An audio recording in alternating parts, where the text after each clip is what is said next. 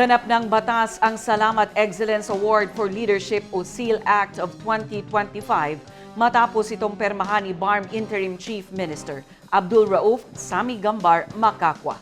Ang detalye sa report.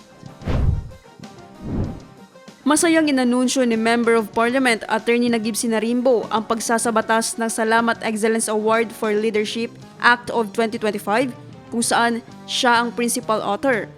Ayon sa mambabatas, ang SEAL Act of 2025 ay alay umano sa alaala ng founding chair ng Moro Islamic Liberation Front, Sheikh Salamat Hashim, sa pag-asang mas maraming bangsamoro leaders ang susunod aniya sa estilo ng pamumuno ng founding chair.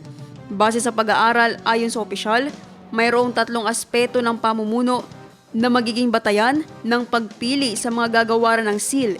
Ito ay ang accountable leadership, participatory leadership, at service-oriented leadership. Sinabi ni Attorney Sinarimbo na tiniyak niyang magiging makabuluhan ang pondong ilalaan dito habang sinusulat umano niya ang batas. Sa ilalim ng SEAL Act of 2025, maglalaan ng 500 million endowment fund ang Ministry of Finance, Budget and Management na pangangasiwaan ng Bangsamoro Treasury Office. Ang pondong ito ay ilalaan ng BTO sa isang Sharia-compliant investment upang makalikom ng pondong kailangan sa taunang pagbibigay ng SEAL.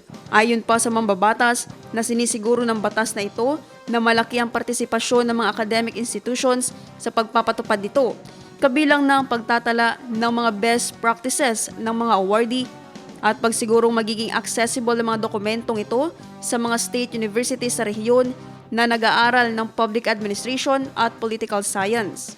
Naphtali Velarde, iMinds, Philippines.